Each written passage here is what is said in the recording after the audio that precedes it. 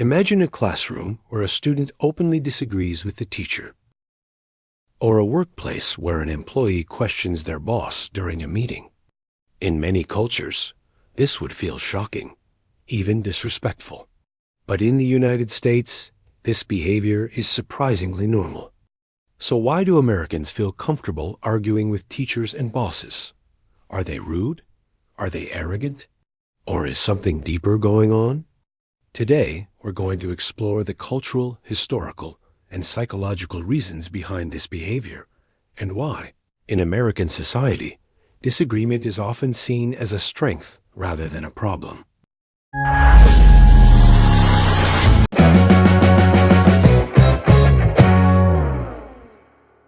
Argument is not disrespect in American culture. In American culture, arguing does not automatically mean disrespect.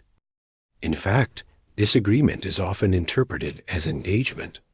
When someone challenges an idea, Americans tend to think, this person is thinking, this person cares, this person is involved.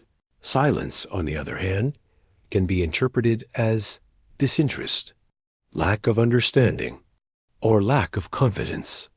This fundamental difference sets the foundation for why Americans are comfortable speaking up, even to authority figures. The American education system teaches critical thinking. From a very young age, American students are encouraged to ask questions. Teachers frequently say, "What do you think? Do you agree? Why or why not?"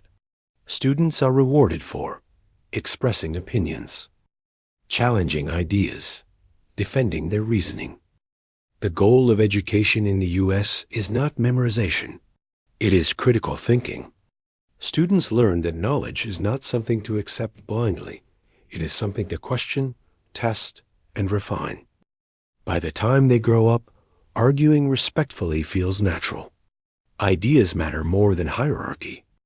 In many cultures, authority comes from position. Teacher means authority. Boss means authority. In American culture, authority comes more from logic and results than from titles. A good idea is a good idea, no matter who says it.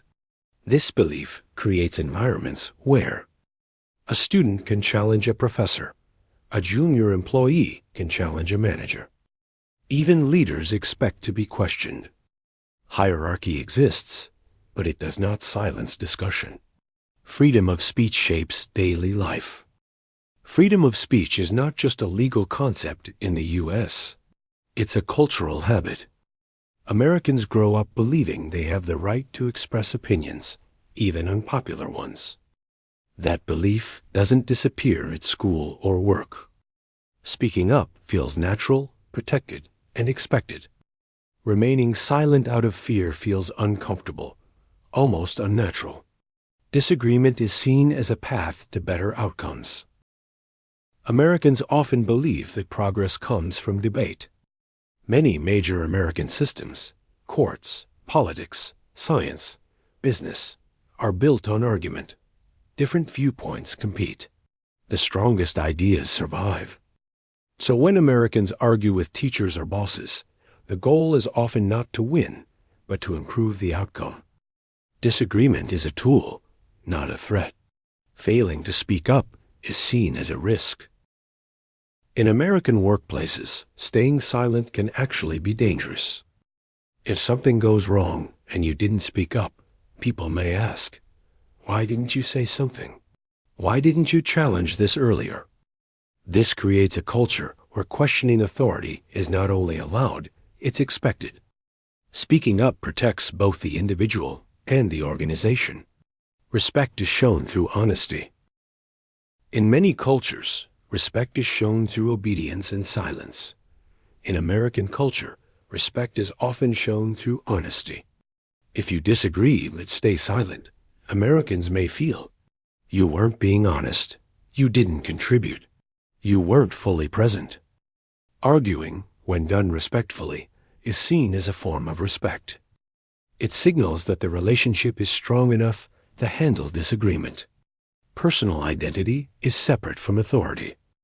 Americans tend to separate who you are from what position you hold. A teacher is not your identity, it's your role.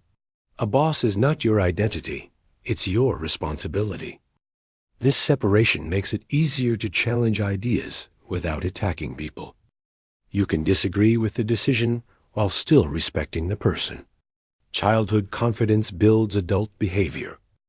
American children are often encouraged to speak confidently. They present projects. They debate in class. They share opinions openly.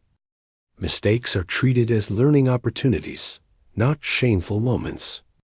Over time, this builds confidence and self-expression.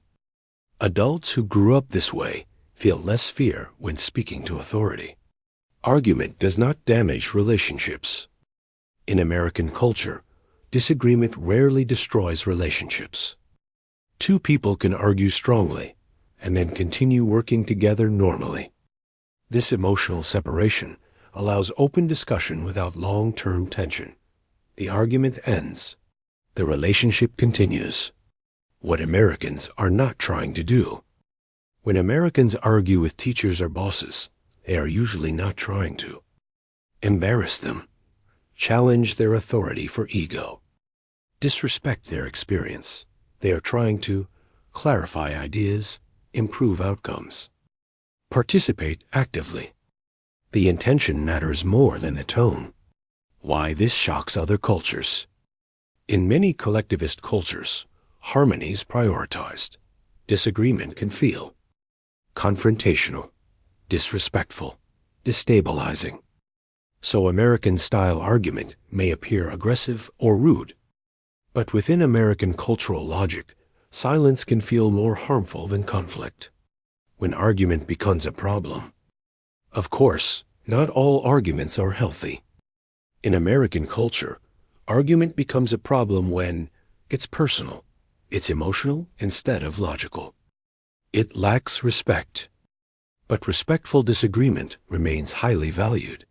Modern workplace expectations. Many American companies actively encourage employees to challenge decisions, give feedback, question leadership. This is seen as essential for innovation. Companies fear groupthink more than conflict.